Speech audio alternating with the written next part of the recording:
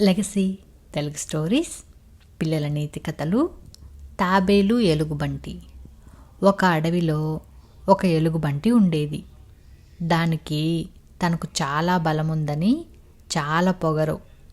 అడవిలో జంతువులతో అనవసరంగా గొడవలు పెట్టుకునేది, వాటిని ఏడిపించేది, హింసించేది.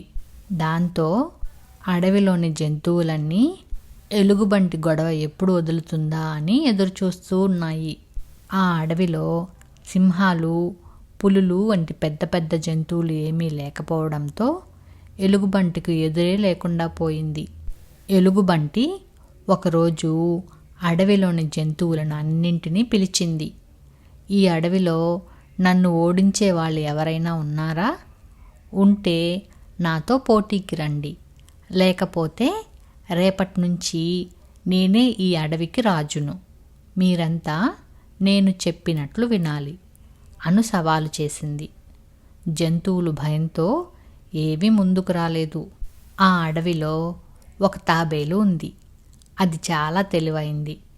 ఎలాగైనా ఆ పగరబోతు ఆట కట్టించాలని అనుకుంది. వెంటనే అది ఎలుగుబంటి ముందుకు వచ్చి, ఒక తాడు నా కాలికి కట్టుకొని ఈ చెరువులోకి దిగుతా.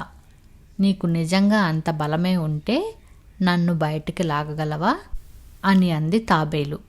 ఆ మాటలకు ఎలుగుబంటి పడి పడి నవ్వుతూ, ఒక్క ఉదుటున లాగగలను, నేను పోటీకి సిద్ధం అంది. తాబేలు, సరే అయితే నేను నీళ్ళల్లో బాగా అడుగుకుపోతాను, చేతనైతే లాగు చూద్దామంటూ ఒక కాలికి తాడు కట్టుకొని నీళ్ళల్లోకి మునిగింది. తాబేలు వేగంగా కిందకు పోయి ఒక పెద్ద బండరాయి చుట్టూ తాను తిరగడంతో ఆ రాయి చుట్టూ తాడు చుట్టుకుంది. ఎలుగుబంటికి ఇదంతా తెలియదు కదా. దాంతో తాడుని లాగడం మొదలుపెట్టింది. ఎంత లాగినా కొంచెం కూడా కదల్లేదు. లాగి లాగి దానికి చేతులు నొప్పి పెట్టాయి. ఆఖరికి ఇంక నా చేత కాదు అంటూ వదిలేసింది. వెంటనే తాబేలు బండరాయి చుట్టూ విడిపించి గబగబా బయటికి వచ్చింది. ఇక ఓడిపోయినట్లేనా అని అడిగింది తాబేలు.